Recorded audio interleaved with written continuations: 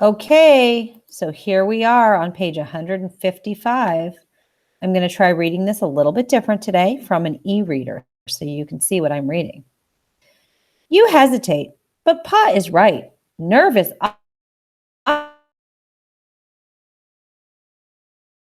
someone, including you. It'll be dark in a couple of hours too. If the oxen are scared now and run off, it'll be a disaster trying to find them in the dying sunlight. Yes, Pa. You sigh and watch Annie and Matthew running away toward the river. You head back to help Pa and Ma unhitch the oxen. You hear Mrs. Whitaker calling for her children to return to their wagon. Annie and Matthew, it's not safe by the river. You see little William crawling after her. Get back here, both of you. The Whitaker siblings reluctantly return, their heads hung low. Still, you grin at them as they pass. They smile in return. You know you've just made some fast friends. As night falls on your camp, thick clouds cover the stars, and thunder rolls across the plains, rustling and whistling through the trees. Lightning flashes in thick purple streaks, and you jump under your blanket. Fear tugs at your heart. A spring storm is the last thing you want before crossing a difficult river.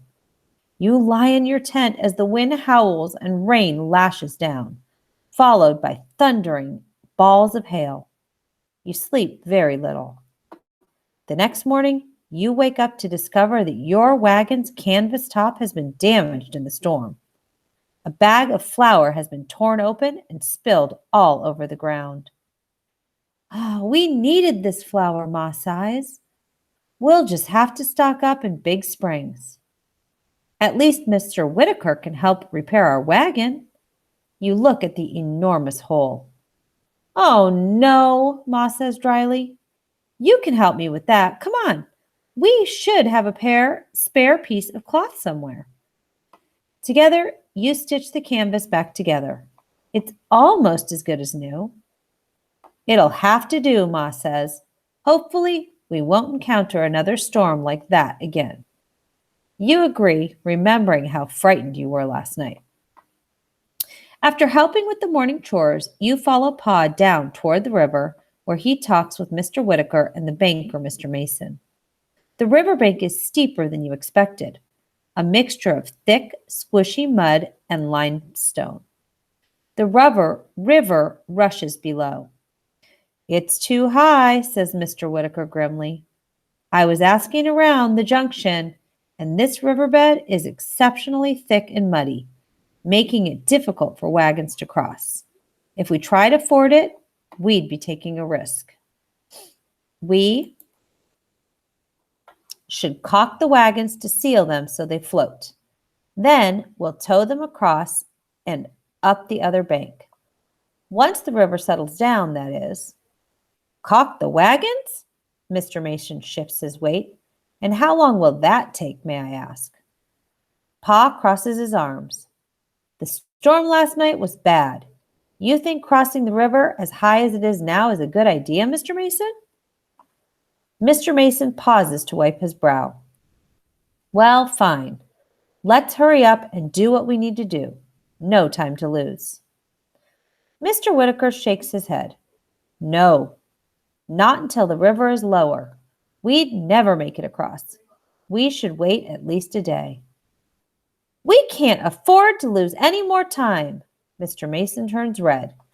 We have to get to Big Springs to restock. You exchange bewildered glances with Pa and Mr. Whitaker. You have not one, but 2 wagons for your family, Mr. Mason, says Mr. Whitaker. You can't be running out of supplies already. Not when we only left Independence a few days ago. You have no children. You and your wife should have plenty of room for food and other necessities. Most of what is in our wagons just so happens to be important valuables, Mr. Mason bellows. We didn't have room, and this storm damaged one of our wagons nearly beyond repair.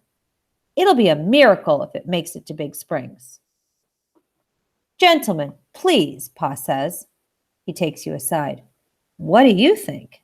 We may need supplies soon, too. What should you do?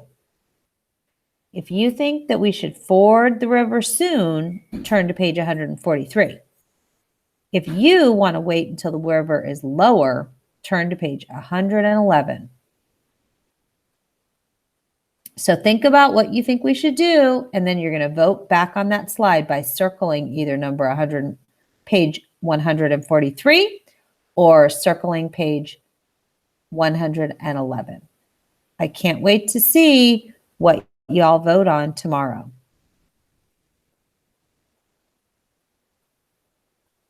Okay, so make sure that you complete that on the slide so that I know what to read tomorrow night. All right, signing off. Good night.